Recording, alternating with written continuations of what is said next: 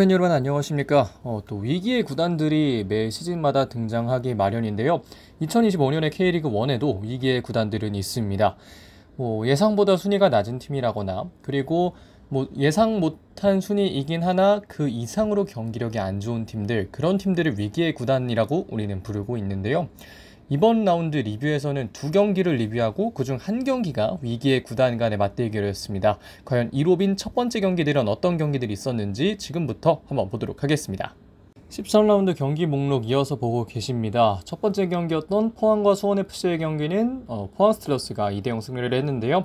이 경기 홈에서의 2호제는 막을 수 없다 라는 이야기를 할 수 있겠습니다. 이어진 대전과 서울의 경기, 슈팅수는 1대 23이 났습니다만 0대0 무승부가 났습니다. 대전이 잘 막았다고도 볼 수 있겠고 서울이 공격을 못했다고도 볼 수 있겠고 하여튼 여러 가지 좀 해석이 가능한 경기인데 이 경기 참 쉽지 않았다라는 얘기를 드리고 싶고요. 이날 세 번째 경기였던 안양과 대구의 경기, 에드가가 게임 지배력을 보여주면서 2대2 동점으로 경기가 종료됐습니다. 이어서 네 번째 경기이자 일요일의 첫 번째 경기였던 제주 SK와 울산 HD의 경기, 이 경기 자세하게 볼 예정인데요. 1대2로 울산 HD가 승리했습니다. 울산 HD에서 울산 HD 그 자체를 맡고 있는 조윤우 선수의 활약이 굉장히 돋보였던 경기였고요. 다섯 번째 경기였던 강원고와 김천의 경기, 4대0으로 김천이 원정에서 승리를 가져갔습니다. 각계 전투의 또 능력을 보여줬는데요. 도움을 이승원 선수가 2개 하긴 했습니다만 이외에는 득점을 모두 다른 선수가 하면서 이동경 말고도 김천에는 견제할 만한 선수가 많다는 걸 보여줬습니다. 마지막으로 광주와 전북의 경기 같은 경우에는 전북이 1대0으로 승리를 가져갔는데요. 이 경기도 좀 더 살펴볼 예정이긴 합니다만 포옙볼의 정수를 전북이 보여줬다, 이렇게 좀 마무리를 할 수 있을 것 같습니다. 이번 라운드에서 리뷰할 경기 중 첫 번째 경기 5월 11일 일요일 16시 30분 제주 월드컵 경기장에서 벌어졌던 제주 SK와 울산 HD의 경기입니다. 양팀 출전 시간 기준 라인업 보고 계십니다. 제주 같은 경우에는 3-4-3 라인업을 들고 나왔습니다. 3명의 센터백 송주훈, 임채민, 장민규 선수가 섰고요. 양쪽 윙백에는 김윤성과 안태현, 중원에는 이탈로와 이창민, 위쪽에는 유인수, 조나탄, 그리고 김준하 선수가 선발 출전했습니다. 반대로 울산 같은 경우에는 4-1-4-1 내지는 4-3-3 정도의 라인업을 들고 나왔습니다. 조현우 키퍼를 비롯해서 백포의 루빅손, 김영건, 황석호, 강상우, 위쪽에는 정우영이 있고요. 그 위에 이선에 이청용, 보야니치, 고승범, 엄원상, 톱에는 에릭 선수를 출전시켰던 김판곤 감독이었습니다. 경기 전반을 좀 간단하게 둘러보도록 하겠습니다. 앞서 말씀드렸던 위험한 위기의 구단들의 경기, 바로 이 경기였죠. 제주 SK는 너무나 낮은 순위, 그리고 너무나 좋지 않은 경기력이나 집중력으로 인해 현재 많은 위기에 처해 있고, 제주 응원단은 실제로 이번 경기 응원 보이콧을 선언했습니다. 반면 울산 같은 경우에도 기대에 비해서는 순위가 상당히 낮게 떨어져 있는 모습인데요. 아무리 세대 교체를 한다고는 해도 좀 많이 떨어져 있는 순위이기 때문에 김판곤 감독의 울산 역시 약간은 위기 상황에 있었습니다. 그런 상황에서 울산이 2대1로 승리를 가져갔는데요. 제주에서는 유리 조나탄이 득점에 성공을 했고, 울산에서는 루빅손 그리고 에릭 선수가 득점에 성공을 했습니다. 전반전 간단하게 보자면 둘 다 아쉬운 건 매 한 가지였다라는 이야기를 드리고 싶은데요.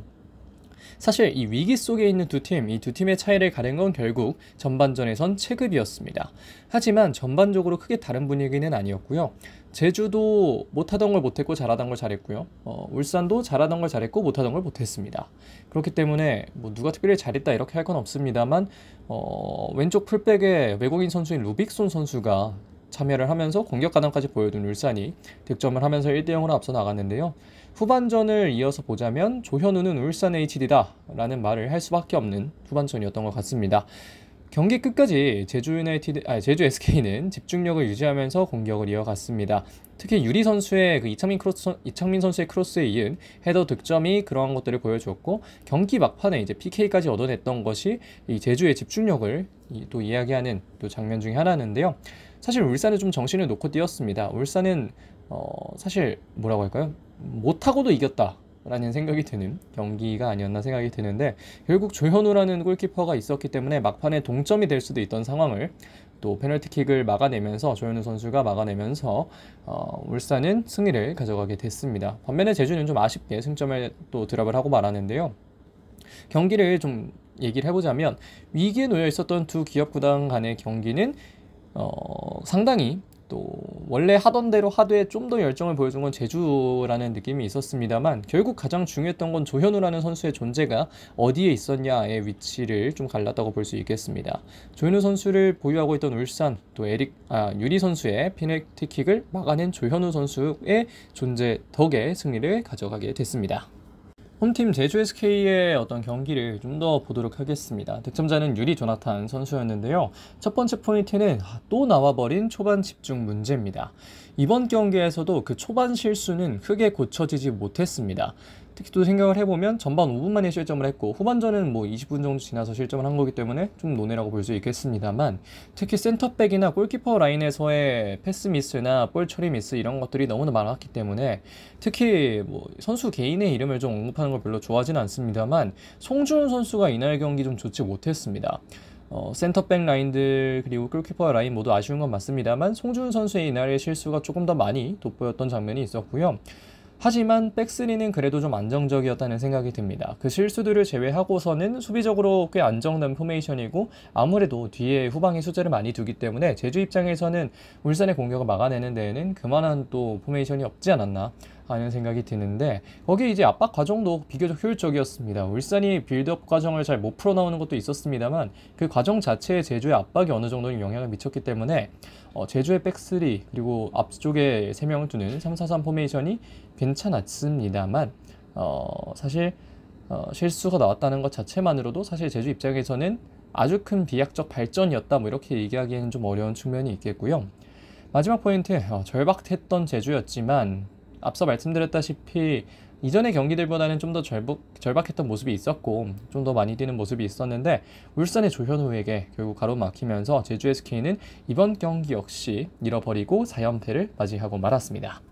반면 원정을 떠나온 울산 HD는 루빅손 그리고 에릭 선수의 득점이 나오면서 경기를 잡았습니다. 하지만 이 팀을 보고 잘했다라고 이야기하기는 좀 어려운데요. 첫 번째 포인트로는 빌드업 패턴의 정립이 필요합니다. 아직은 선수 개개인의 능력에 더 의존하는 경향이 있고요. 특히 압박에 대한 대처가 거의 전혀 안 된다라고 말해도 무방할 정도로 안 되는 모습이 있었습니다. 특히 제주 SK 압박 과정에서 정우영 선수나 아니면 뭐 다른 선수들이 풀어나오는 과정에 좀 어려움을 많이 겪었는데요. 선수들이 포지셔닝을 계속해서 옮겨가면서 앞으로 전달을 하려고 해도 결국 그 마지막으로 이제 풀어나가려고 하는 그 마지막 패스들에 다 문제가 생겼고 패스미스들이 이어지면서 제주 SK가 볼을 따내는 경향이 많았고 이런 것을 보면 빌드업 패턴을 새롭게 또 정립하는 것도 필요하다. 특히 미드필더 라인업을 정우영, 보야니치, 고승범으로 고정할 거라면 그것을 주전 라인업으로 본다면 그를 기반으로 한 빌드업 패턴도 충분히 좀 준비를 해줘야 된다라는 생각을 하게 되는 것 같습니다. 두 번째 포인트는 조현우 없이 축구가 안 된다는 건데요. 이번 경기 물론 잘한 부분도 있고 뭐 칭찬할 부분도 있겠습니다만 저는 오늘의 울산에게는 좀 안 좋은 이야기를 좀 더 많이 하고 싶습니다. 압박도 못했고요. 공격도 못했고 정신도 놓고 뛰었습니다. 하지만 조현우의 존재가 있었기 때문에 울산은 그나마 이번 경기를 잡아내는 데에 좀 많은 또 부담을 조현우 선수가 지면서 결국은 승리를 가져왔는데 사실 압박 못했죠. 제주 SK가 풀어나오는데 그렇게까지 큰 문제가 없었습니다. 종종 좀 압박이 잘 맞아 들어간 장면이 있었고 실수를 유발하는 장면도 있었기 때문에 그런 장면들은 칭찬할 만한 여지가 있겠습니다만 그걸 잘 풀어나오는 제주의 모습도 많았기 때문에 뭐 압박을 잘했냐라고 물어보면 뭐 그건 또 아닌 것 같고 어쨌든 그런 이야기를 좀 드리고 싶고 공격도 마무리가 잘 안 됐죠. 역시 조현우의 존재가 참 큰 것 같습니다. 마지막으로 세 번째, 축구를 할 땐 생각을 해야겠죠. 김민혁 선수가 교체되어서 들어와서 경고 누적 퇴장을 당했습니다. 이건 92년생 베테랑에게 울산이 바라는 점은 절대 아니었을 거고요. 김민혁 선수가 되게 파이팅 넘치는 플레이를 울산에 와선 좀 해주고 있고 그것이 실제로도 영향이 있습니다만 좋은 영향을 미치고 있습니다만 이런 플레이는 백해무익하죠. 좋은 플레이는 아니었다는 걸 김민혁 선수도 알고 있을 거고요.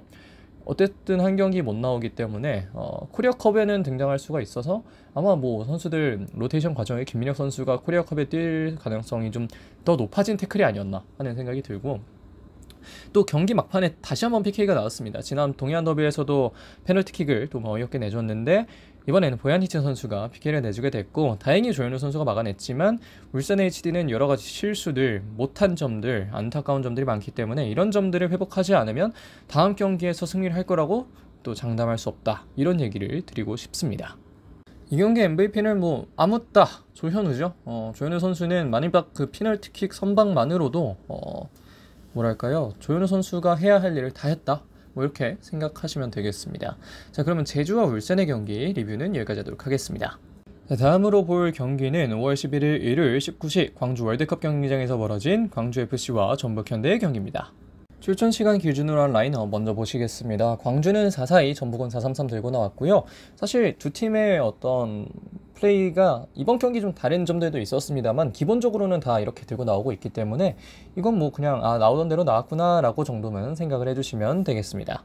경기 간단 리뷰 한번 해보도록 하겠습니다. 일단 득점은 전진우 선수가 전반 40분에 득점을 하면서 광주를 상대로 전북이 1-0 승리를 가져갔습니다.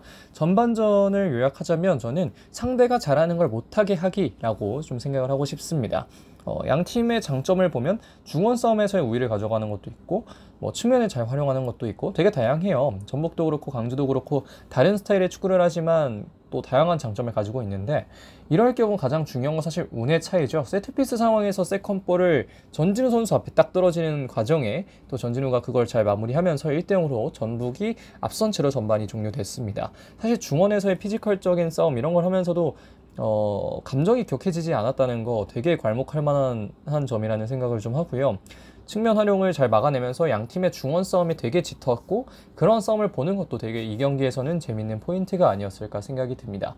혹자는 좀 답답하다고도 얘기를 할 수 있겠고 답답한 측면이 없었던 건 아닙니다만 뭐 어쨌든 이런 중원 싸움이 있는 경기가 되게 치열한 경기라고도 얘기를 할 수가 있겠죠.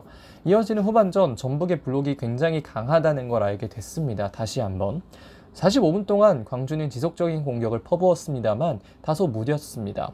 다만 일부러 날카로운 공격도 없진 않았는데요. 전북의 블록들이 그걸 다 막아냈고 뒤이어서 송범근 선수까지 잘 막아내면서 전북이 정말 이렇게 수비적으로 탄탄하구나. 정말 거스포일 감독이 이 수비진 구성을 잘 해놨구나. 이런 것을 좀 생각할 수 있게끔 만드는 게 바로 후반전이었다는 생각이 듭니다. 워낙 다양한 패턴으로 공격을 해보려 했고 물론 뒤에는 가면 갈수록 그냥 의미 없는 크로스로 점철되긴 했습니다만 그럼에도 불구하고 광주의 공격이 꽤 거셌는데 전북이 이걸 다 막아냈다는 건 참 전북이 어떤 실리적인 축구를 하는 과정에서 안정성까지 잘 갖추게 됐다는 걸 또 생각할 수 있는 지점이었다는 생각이 듭니다. 경기 평가해보자면 전북의 필승 공식이 모두 등장을 했죠. 전진우 같은 이선의 득점 그리고 이 로우 블록에서의 정확한 수비들 그리고 그게 뚫린다고 하더라도 송범근의 선방 이 세 가지 요소가 모두 맞아떨어지면서 광주를 상대로 전북 현대는 승리할 수 있었습니다. 다만 광주의 공격력이 지난 경기와 달리 많이 무뎠다는 것도 한 번쯤은 짚고 넘어갈 만한 점인 것 같습니다. 일단 홈팀 광주를 조금 더 자세히 보도록 하겠습니다.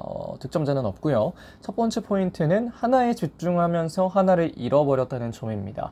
특히 전반전에 관련된 이야기인데요. 이건 모든 상황에서 수비는 꼼파뇨에 더 집중을 했습니다. 특히 변준수와 민상기가 모두 꼼파뇨에게 집중을 하면서 가운데 이렇게 두 명이 붙으면 양쪽엔 1대1 상황이 계속해서 날 수밖에 없잖아요. 사실 물론 콤파뇨가 이 규격 외에 정말 피지컬적으로 강하고 좋은 능력을 가지고 있는 공격수는 맞습니다만 광주가 수비를 하는 과정에서 이 두 명이 모두 붙어버릴 때 양쪽에서 1대1 찬스가 나면 그걸 대응하는 데 좀 어려움을 겪기도 했던 그리고 세트피스 상황에서도 이건 뭐 다소 운이 따른 장면이기도 합니다만 결국 이 피지컬 큰 선수들에게 다 집중을 하다가 전진우 앞으로 가는 세컨볼은 막아내지 못했던 그런 점들이 광주는 좀 아쉬움이 느껴지는 점이 아닐까 하는 생각이 듭니다. 다만 이거는 뭐 이해가 가는 선택이기는 합니다. 두 번째 포인트는 아쉬운 공격적 전개인데요. 사실 골대 안쪽으로 가는 패스들의 창의성이 좀 부족했고 정확성도 부족했고 그것이 위협적이었냐고 물어보면 위협적이었다라고 이야기하기 다소 어려운 장면들이 있었습니다. 전북의 수비진을 뚫어내기에는 좀 아쉬운 패스들이 많았고 특히 전북의 수비진이나 미들진에서 피지컬이 좋은 선수들이 많은데 반면에 광주는 그런 선수들이 많지는 않잖아요. 근데 그럼에도 불구하고 계속해서 이 크로스 올렸던 거 물론 아마 전술적 선택이 있었을 수도 있고 측면에서까지의 접근은 가능하지만 중앙으로의 접근은 어렵기 때문에 광주가 그런 것을 선택했을 수도 있겠습니다만 이렇게 계속해서 크로스 잔치를 했던 거는 약간은 아쉬운 점이 없지 않았다. 다만 이것도 역시 전북의 수비진이 워낙 강했기 때문에 이해가 되는 장면이긴 하다 라고 얘기를 드릴 수 있겠고 마지막으로 그래도 가브리엘은 좀 다르다는 걸 오늘 경기에서도 깨닫게 되지 않았나 싶습니다. 광주에게 필요했던 피지컬 되는 윙어 혹은 뭐 제로톱이나 공격수가 가브리엘이었던 것 같습니다. 무득점을 기록했지만 가브리엘 투입은 분명 또 흐름을 바꿨다는 생각을 할 수밖에 없는 것 같고, 이 가브리엘의 투입으로 인해서 가브리엘의 출전 시간이 좀 늘어난다면 광주도 조금 더 위협적인 공격을 할 수 있겠다라는 생각을 하게끔 했던 또 광주FC의 이번 경기였습니다. 이어서 전북현대의 좀 더 보도록 하겠습니다. 득점자는 전진우 선수였습니다. 첫 번째 포인트는 역시 또 전진우의 존재감이죠. 이번 시즌 어떤 상황에서도 득점을 이어가고 있는 전진우 선수입니다. 그게 세트피스 상황에서 나오든 아니면 뭐 개인적인 돌파 상황이든 뭐 어떤 상황이든 전진우 선수의 이번 시즌에서의 정확도가 상당히 높은 편인데, 이번 경기에서도 그러한 정확성 그리고 뭐라고 해야 될까요? 좀 파괴력 있는 모습들을 잘 보여줬던 것 같습니다. 후반전에 부상으로 교체가 됐는데 아마 뭐 근육 경련이나 이런 거일 것 같고, 이번 경기 뛰기 어렵다라고 했기 때문에 코리아컵까지는 좀 출전이 어렵겠습니다만, 이런 근육 부상 같은 경우 특히 또 본인이 걸어서 나갔기 때문에 그렇게는 크지 않을 수 있다라는 건 전북 팬들에게 상당히 안심을 줄 만한 요소라는 생각이 들고요. 두 번째 포인트는 정말 단단한 전북의 수비입니다. 광주의 여러 가지 패턴에도 뚫리지 않았고 여러 가지 공격에도 뚫리지 않았습니다. 혹여 뚫린다고 해도 뒤에는 송범근 선수가 있었기 때문에 전북 현대는 이번 경기 정말 어느 정도는 안심하고 풀어갈 수 있었다. 물론 이렇게 계속해서 맞다 보면 뚫리는 장면도 있어서 경기 끝까지 전북 팬들이 긴장을 놓을 수는 없었겠습니다만, 그래도 뭐라고 해야 될까? 이 전북 현대의 수비진이 보여준 모습은 오늘 정말 대단했다라는 얘기를 할 수 있겠습니다. 마지막으로 이 경기를 통해 10경기 연속 무패가 됐습니다. 참 전북은 이번에 아무리 맞아도 뚫리지 않는 모습을 보여줬고 1점을 지킬 수 있는 팀, 그 1점 차이를 지킬 수 있는 팀이라는 걸 전북 현대가 다시 한번 또 증명을 했기 때문에 앞으로의 좀 능력들이 기대가 되고요. 이 대전전에서 마지막에 실점을 하면서 동점을 내줬던 걸 생각하면 이번 경기에서는 그때보다 더 나아졌기 때문에 앞으로는 조금 더 나아질 수 있겠다라는 생각도 충분히 하게 될 수 있을 것 같은 이번 경기의 전북이었습니다. 이번 경기 MVP 되게 고민을 했습니다. 홍종을 뽑을지 아니면 박진서 뽑을지 고민을 했는데 전 전진우 선수가 이번 경기 되게 잘했다는 생각이 들고요. 한 개의 골 기록하면서 또 파괴력 있고 좋은 모습을 전진우 선수가 보여줬습니다. 자, 그럼 광주와 전북의 경기 리뷰 여기까지 하도록 하겠습니다. 자, 이번 라운드 제가 뽑은 베스트 11입니다. 키퍼 이창근, 백포 조현택, 홍정호, 김영권, 어정원, 위쪽에는 루빅손, 박진섭, 이승원, 전진우, 그 위에는 이호재와 못다였습니다. 자, 마지막으로 현재 K리그1 순위를 보도록 하겠습니다. 1위 대전, 2위 전북, 3위 울산, 4위 김천, 5위 포항, 6위 광주, 7위 안양, 8위 강원, 9위 서울, 10위 대구, 11위 제주, 12위 수원FC가 차지를 했습니다. 자, 이렇게 13라운드 리뷰를 해봤습니다. 두 경기 좀 더 자세하게 봤고 나머지 4경기는 간단하게만 말씀을 드렸는데요. 이번 라운드 이로빈의 첫 번째 경기들이었는데 또 재밌는 경기들이 많았기 때문에 여러분들 보시면서도 좀 즐길 수 있는 경기들이 있었지 않나 생각이 됩니다. 이번 주 이제 돌아오는 수요일에 코리아컵 경기가 있겠는데요. 그 경기는 뭐 따로 프리뷰를 진행하진 않을 예정이고 수요일에 뭐 올릴지는 좀 더 고민을 해보고 올려보도록 하겠습니다. 자, 이번 영상은 여기까지 하겠습니다. 고맙습니다.